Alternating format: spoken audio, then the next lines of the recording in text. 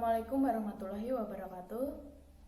Terima kasih anak-anak sudah berkenan datang kemari untuk melaksanakan konseling kelompok. Nah, di sini apakah kalian sudah sarapan?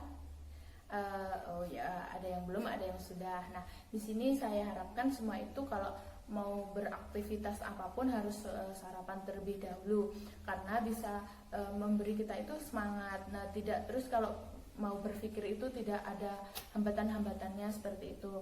Nah, di sini adakah yang tadi sebelum ke sini itu sudah minta izin ke guru yang lain? Oke, sudah. Nah, di sini apakah sudah berkenalan atau sudah mengenal satu sama lain? Oke, di sini katanya ada yang belum, ada yang sudah.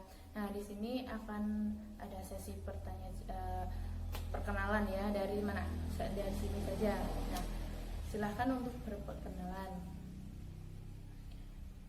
Ya, di sini kan kita sudah berkenalan ya. Nah, fungsinya itu untuk kalian itu kalau mau bertukar pendapat itu bisa fokus sama namanya. Nah, kalau tidak kenal kan nanti bingung bagaimana ya, bingungnya itu saya mau bicara terus tidak tahu namanya. Nah, seperti itu.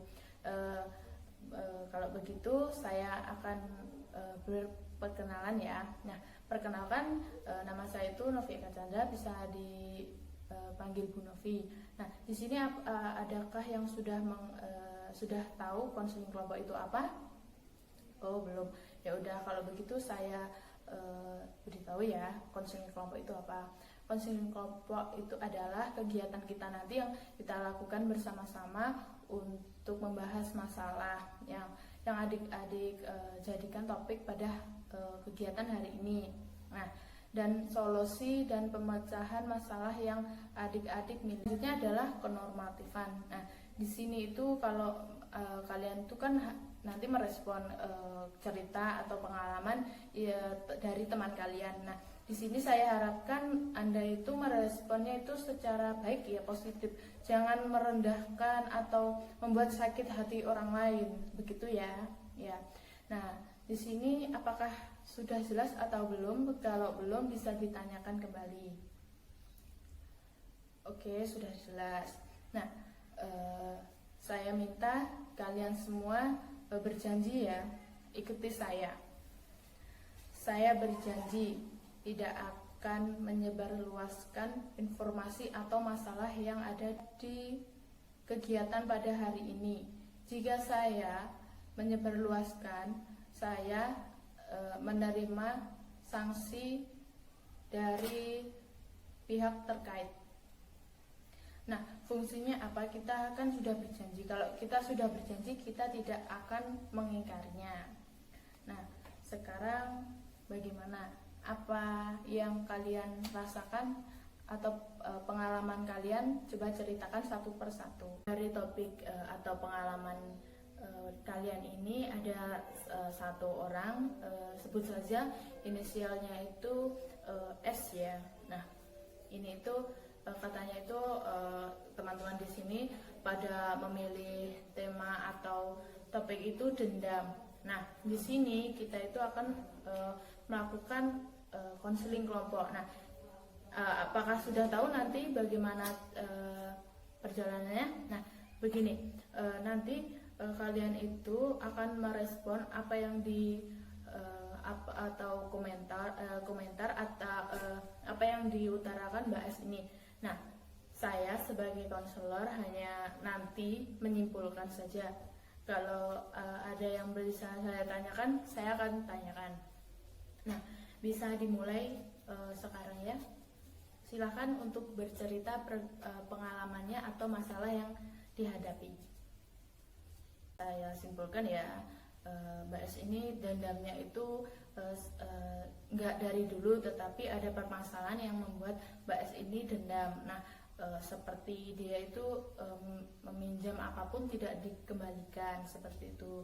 Nah, bisa dilanjut, bagaimana kelanjutannya Mbak S? Nah, saya juga ingin bertanya, kenapa Mbak S ini tidak melakukan atau gimana ya, pemikirannya itu lebih positif, seumpamanya kalau dia itu mau pinjam lagi, nanti kayaknya dikembalikan, ya udah dikembalikan seperti itu. Kalau nggak seperti itu kayak bisa di gimana ya, bukan ditagih tapi ditanyakan, masih dipakai atau tidak. Kalau tidak, saya mau pakai, seperti itu. Silahkan dijawab dan diteruskan ya.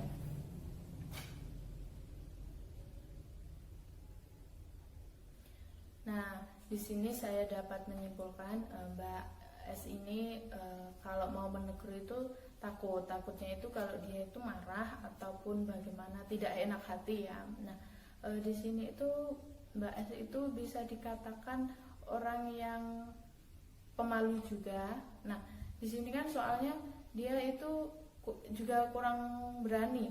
Nah, kan dia kalau mau tanya juga nggak berani, takut nggak enak.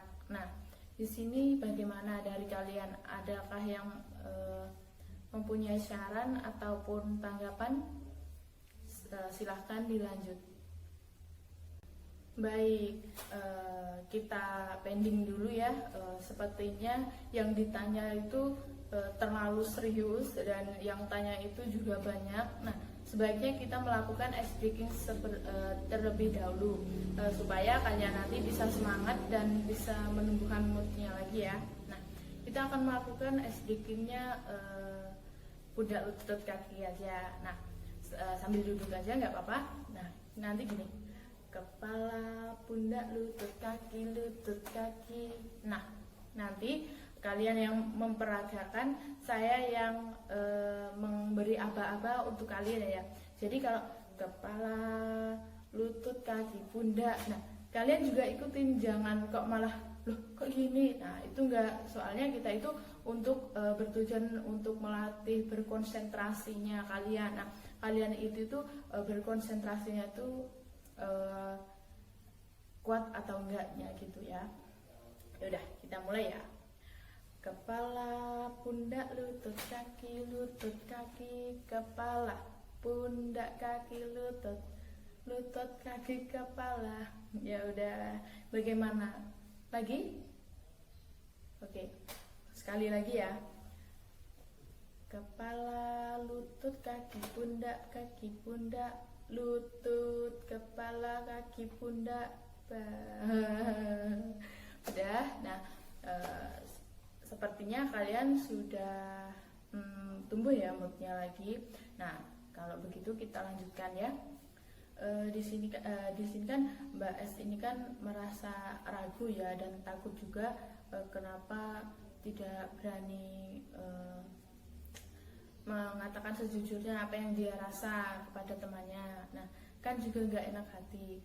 Bagaimana menurut kalian? Apakah ada saran yang membuat Mbak S ini bisa jauh lebih mengerti, atau bisa nanti kalau seumpamanya mau ngomong itu nggak bingung harus ngomong apa begitu? Apa di sini ada yang tahu?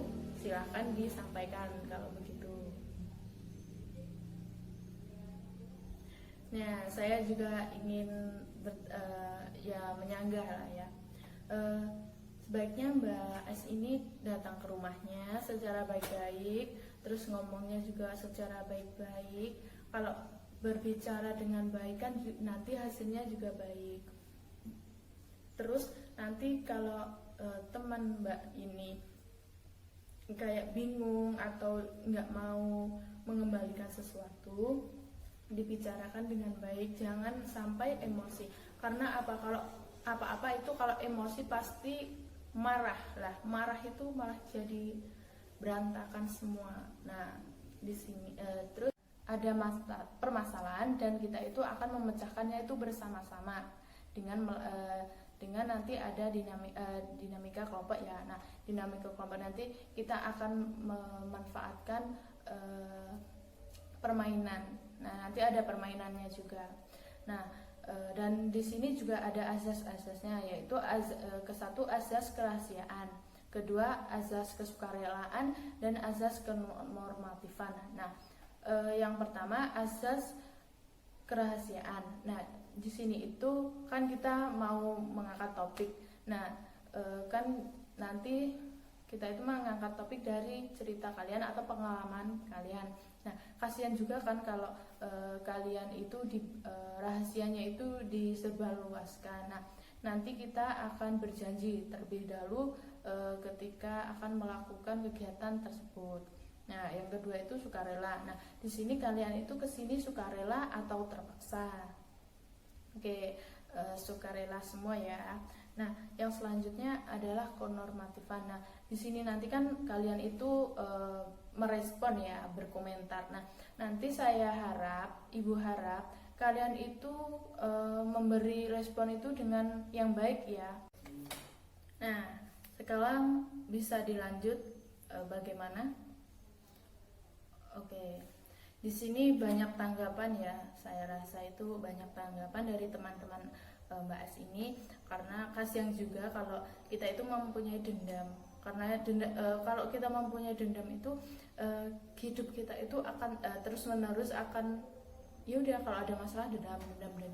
Memang tidak mudah untuk menghilangkan perilaku dendam atau merasa dendam itu memang tidak bisa ya. Bukan tidak bisa, tapi belum bisa karena itu suatu yang berat seperti itu. Nah, di sini saya terpicu dengan pernyataannya Pak Mas C. Nah, di sini saya merasa oh iya seperti ini. Nah, di sini Mbak As ini harus memperbanyak berpikiran positif, terus melebarkan hati, lapangkan dada. Nah, seperti itu. Karena kita itu nantinya yang balas kan Allah ya, bukan mbak-mbak yang ada di sini, mas-mas ada di sini, tetapi kita itu yang balas itu Allah. Nah, seperti itu. Kalau kita baik di dunia, pasti kita akan baik di akhirat. Nah, sebaiknya itu jauhilah dendam. Berpikirlah positif terus lapangkan dada, terima apa adanya, kita lakukan apa yang kita harus lakukan. Nah, seperti itu. Nah, dari sini bagaimana, apa diterus atau sudah